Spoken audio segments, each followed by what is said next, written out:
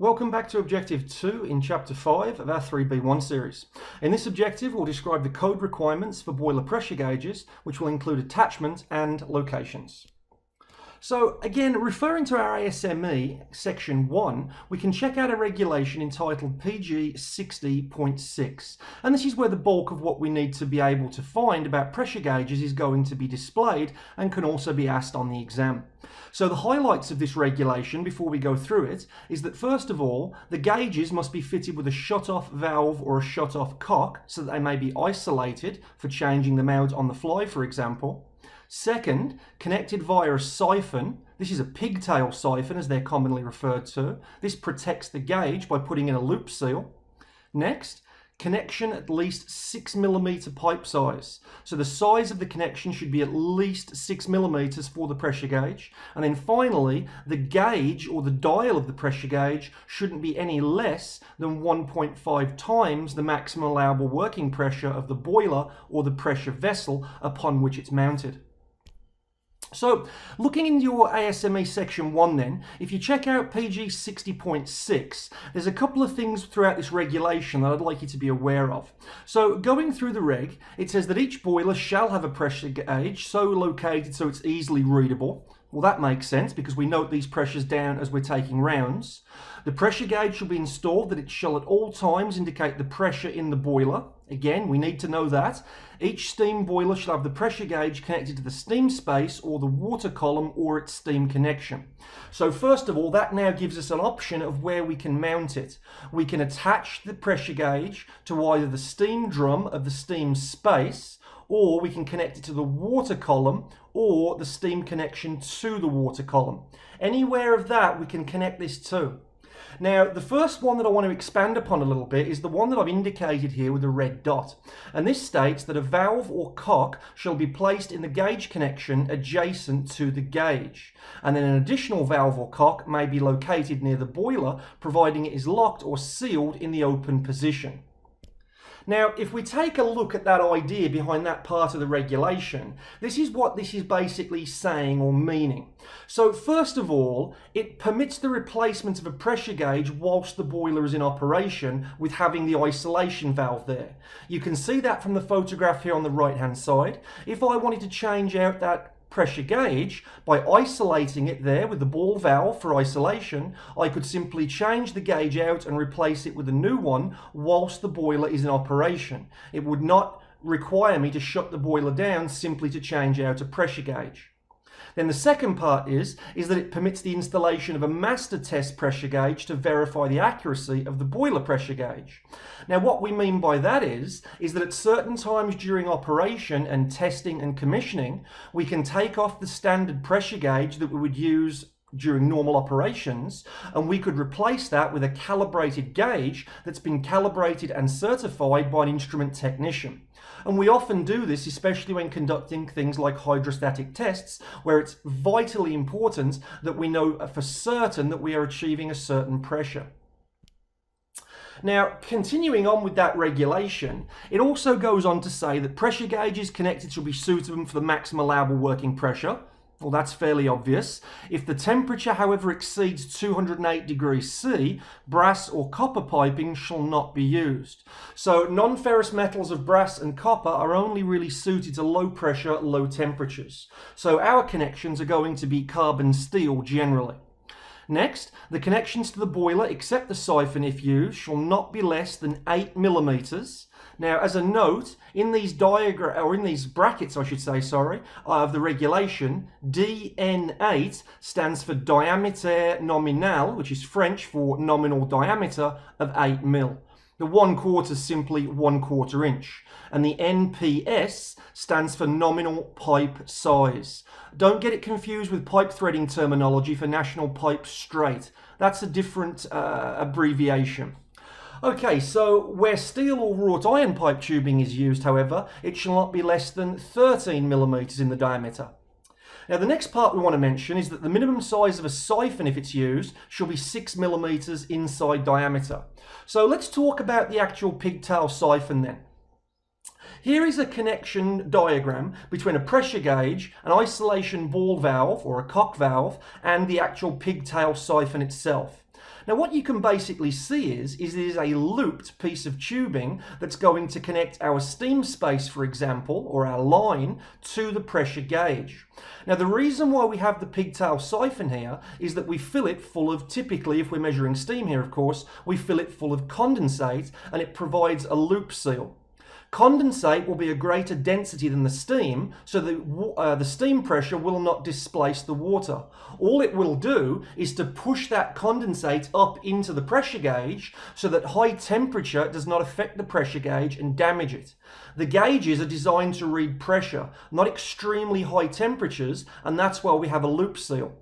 If you're wondering what keeps the water from boiling when it's in contact with the steam, well, it's simply radiant cooling, because you'll notice here in the photograph on the right hand side and the other ones that we'll see in this objective, we don't insulate that piping. So radiant heat keeps the condensate in liquid form and the steam pressure simply pushes that into the gauge, and now we read the pressure. Okay, continuing on.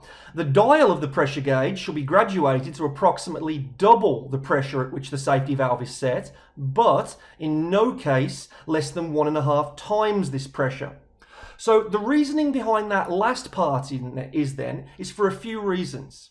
First, when we attach a pressure gauge and we're using it for rounds, they're often located in spots that can be a little difficult to see because we can be a few meters away from them.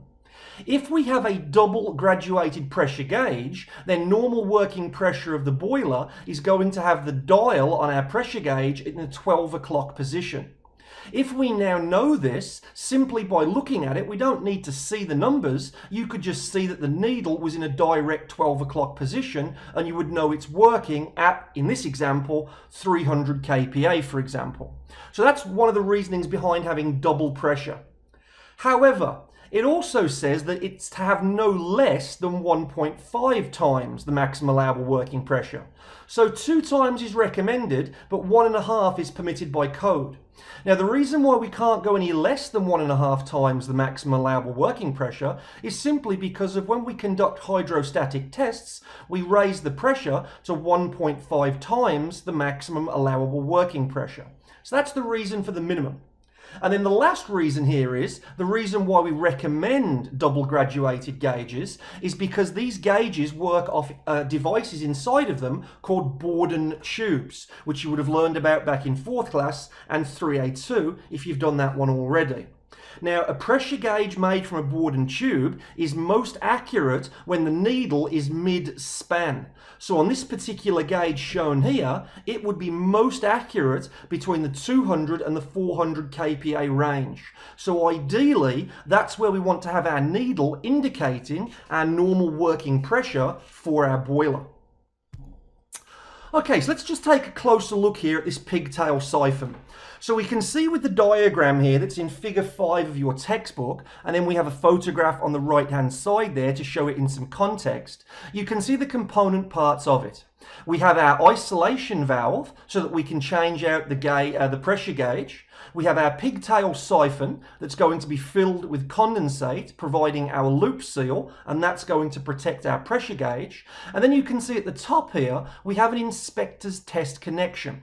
This allows the inspector to connect a pressure gauge that will be certified and calibrated for times when conducting things like hydrostatic tests. Now, when doing hydrostatic tests, we must use 2 pressure gauges just in case one is inaccurate or faulty. And that's the reason by having these calibrated pressure gauges. So the inspector's test connection is what facilitates the connection to it. Then at the top of the diagram there, that's of course where our standard pressure gauge is going to be connected to. Now, in terms of the operation of it, we can see here with another diagram of what's going on inside our pressure gauge, and we can clearly now see our C-shaped arc inside the gauge, which forms our Borden tube. Now, the idea of this is, the bottom of our pigtail siphon is connected to our pressure space, i.e. our steam space. The steam pressure is now going to push up the siphon and now push the sealed liquid in it, i.e. the condensate, and push that into the pressure gauge. That's now going to tend to straighten out the Borden tube and to try and make it more circular in shape, because normally they are oval in shape over an arc of about 270 degrees. Now, as that tube tries to straighten out and circle out, it will deflect the needle through a series of sort of pins and racking and sectors and gearing sort of assembly to displace that needle to indicate the pressure gauge. The steam can't push past our loop seal because of the difference in densities. That is, water is more dense than our steam, and that's the reason why it can't push past. And as I mentioned earlier, it won't boil off either because of radiant cooling through our pigtail siphon. Okay, so moving on with our regulation, 60.6.2 states that for each forced flow steam generator, i.e. once through HRSGs, things like that, these shall be equipped with pressure gauges or other pressure measuring devices as located. So in other words, just because it's a HRSG, i.e. a Hersig, or an OTSG, they still require pressure gauges. Next, 0.2.1, at the boiler or superheater outlet, that is where we're going to locate a pressure gauge. Next, at the boiler or economizer inlet, we'll need a pressure gauge there as well. 0.3, upstream of any shut-off valve that may be used between any two sections of the heat-absorbing surface. So basically, upstream of anything that can be isolated by valving, we'll need a pressure gauge to indicate the pressure there, because otherwise you can isolate the pressure gauge and it would then read nothing. That might lead someone to believe that it's been depressured.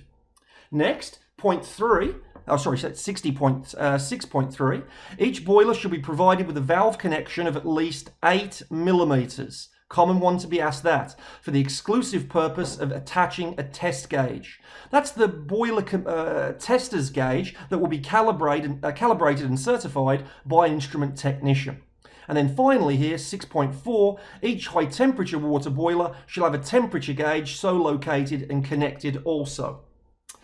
Now for our note there about 6.3, this inspector's test connection that we pointed out earlier, this has to have a minimum size of 8 millimeters. And that's a common question to be asked here regarding valve sizing and connection sizing out of the ASME. So make sure you give that size a highlight. Very popular question. Okay, so that's really about it regarding pressure gauges and the applicable regulations from ASME Section 1. So let's check out the kinds of questions you can be asked regarding these things. So, first, a boiler pressure gauge should be scaled to no less than so many times the MAWP. Be careful with this one because you might be tempted to pick D and put 2. But if you read the regulation carefully, it says 2 is recommended, but 1.5 is the minimum code requirement. So no less than 1.5 times. And as we discussed, the reason behind that was because of hydrostatic testing. Next, by code, the attachment for a boiler inspector's test pressure gauge should be sized at what? 6, 8, 16 or 25 millimeters. Well, this is the one that we were just referring to. It is 8 millimeters as per PG 60.6. Next, a boiler pressure gauge is commonly fitted to a what? Would it be connected to a stub, a flange, a pigtail siphon, or would it be connected to a cross T? Well, we've been talking about them. You can't miss them. They are connected to pigtail siphons. They don't have to be connected to pigtail siphons on everything, but they most commonly are. And there we go, very straightforward objective. Give the regulations a highlight or a tab in your ASME code and make sure you're familiar with them. And that's about it really regarding pressure gauges. One little thing I will mention is that once we resume from things like shutdowns and turnarounds, before going back into operation, make sure the instrument tech has filled the pigtail siphons with the loop seal condensate back up, because if not, we'll damage the pressure gauges. The instrument tech certainly should do, but as a switched on power engineer, it should certainly be something you check just in case it got missed.